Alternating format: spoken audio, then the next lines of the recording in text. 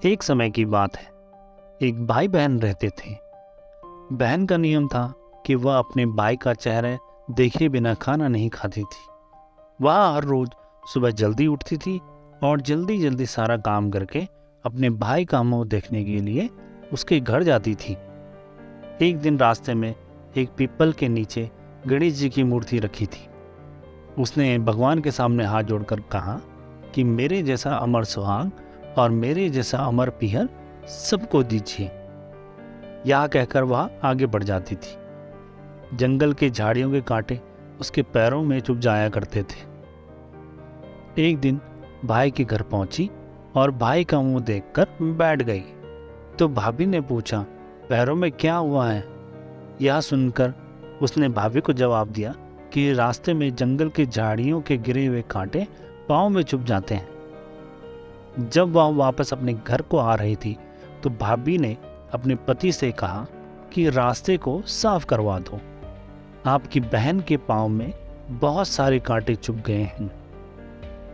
भाई ने तब कुल्हाड़ी लेकर सारी झाड़ियों को काटकर रास्ता साफ कर दिया, जिससे गणेश जी का स्थान भी वहां से हट गया।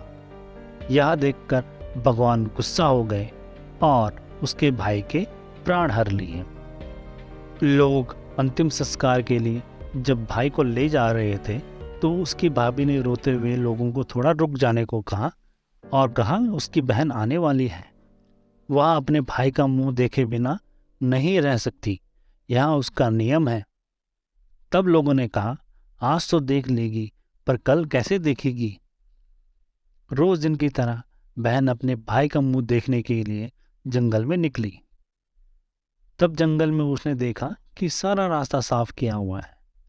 जब वह आगे बढ़ी तो उसने देखा कि सिद्धिविनायक जी को वहां से हटा दिया गया है।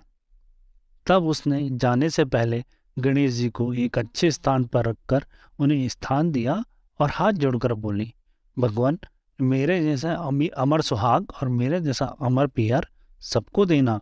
और फिर बोलकर आगे निकल गई। भगवान तब सोचने लगे, अगर इसकी नहीं सुनी तो हमें कौन मानेगा, हमें कौन पूजेगा? तब सिद्धिविनायक जी ने उसे आवाज दी, बेटी इस खिचड़ी की 7 पत्तियां लेकर जा और कच्चे दूध में घोलकर भाई के ऊपर छींटा मार देना, वह उठकर बैठ जाएगा।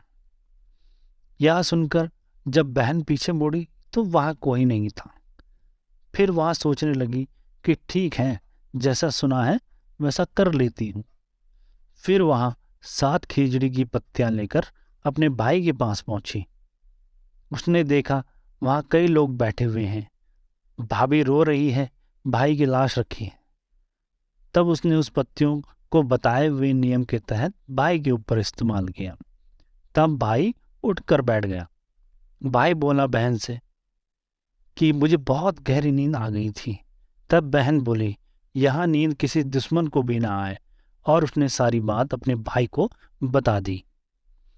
तभी से लंबी उम्र की कामना के लिए गणेश जी की आराधना की जाती है।